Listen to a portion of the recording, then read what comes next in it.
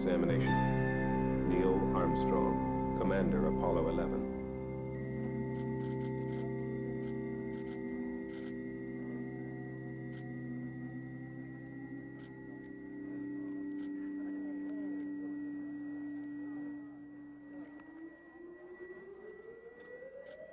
With Earth. Houston, Apollo 11, star 40 has just disappeared now in the sextant. Could the trunnion angle 47 something be a little high? Stand by. Hello, Apollo 11. Houston, we'd like you to press on to star. Stage 5 clear. Roger. And we're getting a picture on the TV. You got a good picture, huh? There's a great deal of contrast in it, and currently it's upside down on our monitor, but we can make out a fair amount of detail.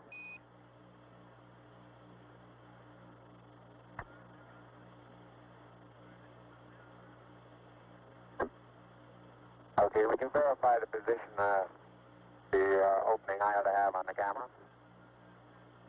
Stand by.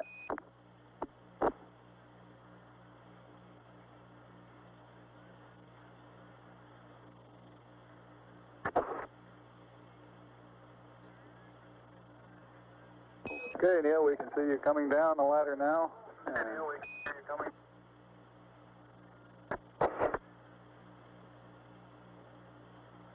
Okay, I just checked getting back up to that first step. That isn't collapsed too far, but it's adequate to get back up.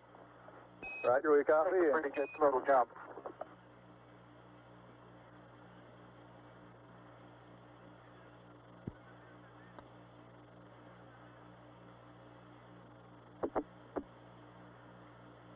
Buzz, this is Houston. F2, 1/160th second for shadow photography on the sequence camera. Okay. At the foot of the ladder, the lamb footbeds are only depressed in the surface about 1 or 2 inches, although the surface appears to be very, very fine-grained as you get close to it. It's almost like a powder. Ground mass is very fine.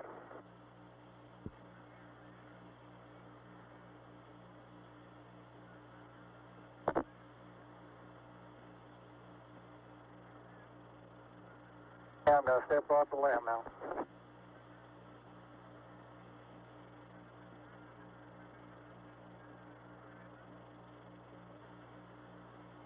That's one small step for man, one giant leap for mankind.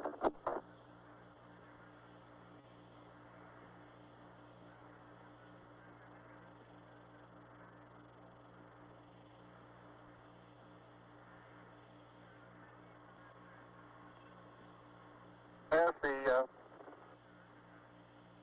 surface is fine and powdery, I can pick it up loosely with my toe. It does adhere in fine layers, like powdered charcoal, to the sole and sides of my boot. I only go in a small fraction of an inch, maybe an eighth of an inch, but I can see the footprints of my boots and the treads and the fine sandy particles. Neil, this is Houston. We're copying.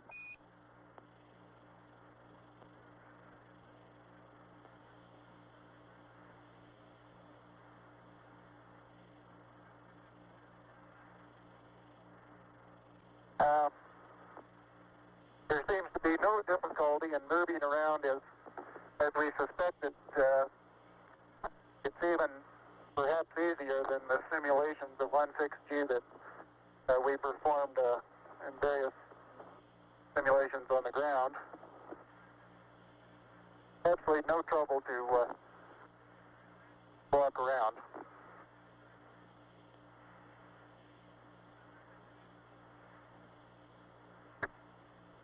The descent engine did not leave a crater of any size. It has about 1 foot clearance on the ground. We're essentially on a very level place here. I can see some evidence of rays emanating from the descent engine, but very insignificant amount.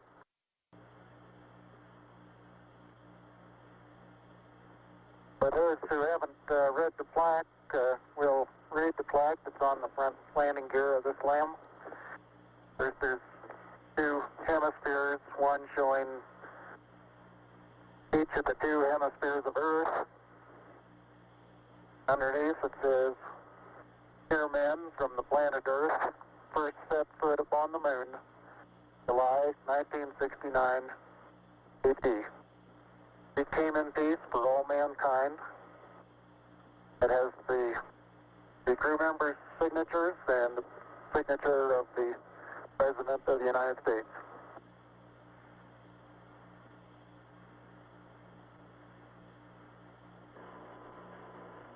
Yeah, radio loud and clear. How's it going? Roger, the EVA is progressing beautifully. I believe they're setting up the flag now. Great. I guess you're about the only person around that doesn't have TV coverage of the scene. That's all right, I don't mind a bit.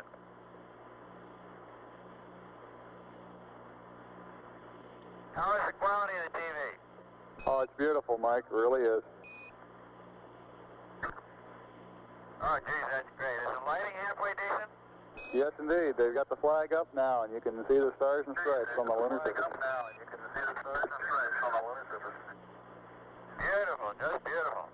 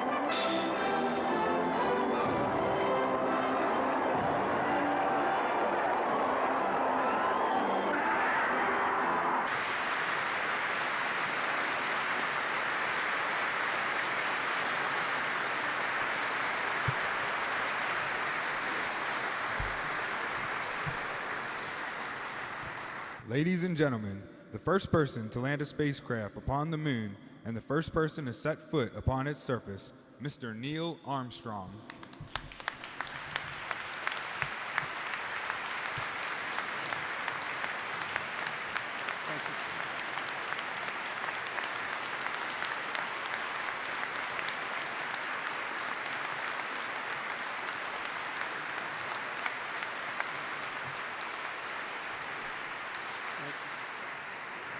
Thank you so much. Mr. Speaker, Mr. Reed, Mr. McConnell, Ms. Pelosi, members, distinguished guests. We gather in this remarkable monument to American history.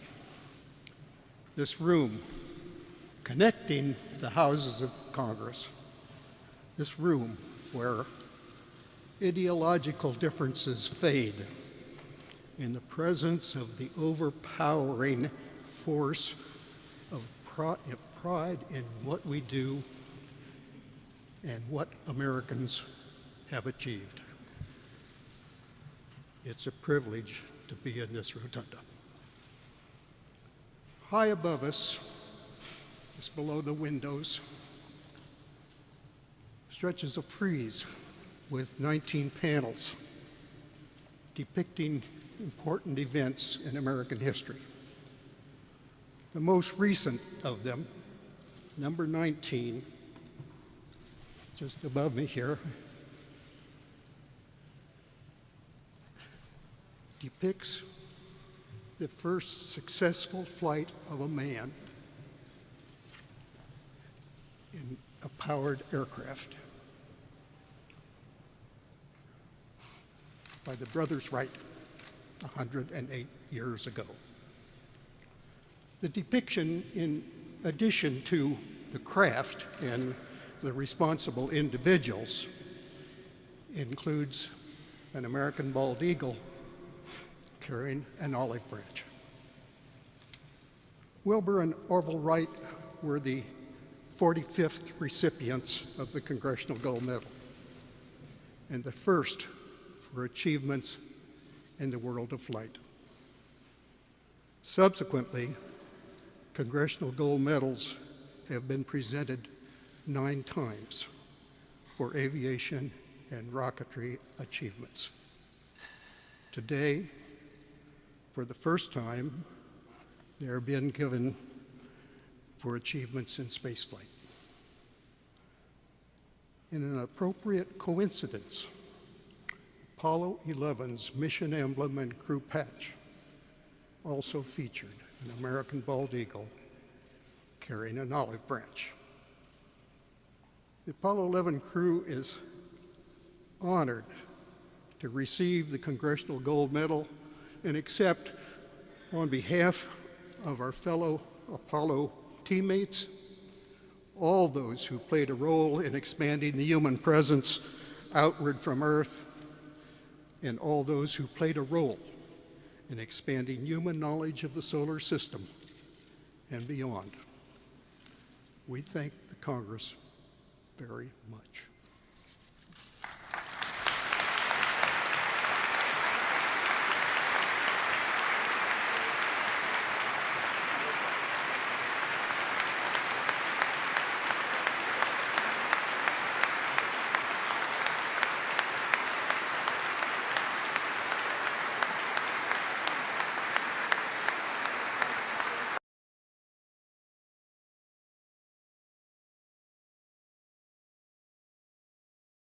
Watch now as the X-15 is launched from the B-52.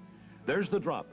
Before it returns to Earth again, the X-15 may fly some 60 miles straight up at nearly 4,000 miles per hour, more than twice the speed of a bullet. The pilot will be subjected to G-forces and weightlessness, experiences familiar to astronauts. The X-15 is the only craft in the world capable of pilot-controlled flight both in atmosphere and space. Its more than 120 missions have increased our knowledge of pilot performance and flight safety and provided problem answers in developing supersonic aircraft. The experimental X-15 research being done today will play an important part in our air and space travel of the future.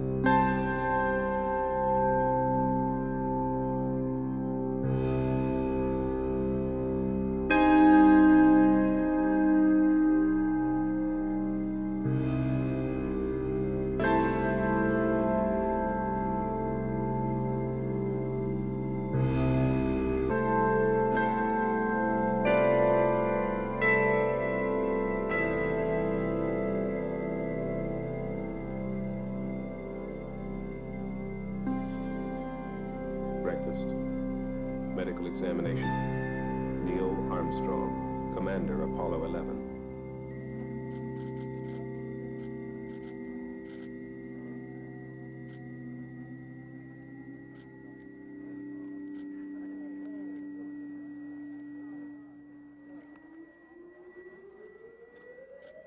With Earth. Houston, Apollo 11, star 40 has just disappeared now in the sextant. Could the trunnion angle 47 something be a little high? Stand by. Hello, Apollo 11. Houston, we'd like you to press on to star. 85 clear. Roger. And we're getting a picture on the TV. You got a good picture, huh? There's a great deal of contrast in it, and currently it's upside down on our monitor, but we can make out a fair amount of detail.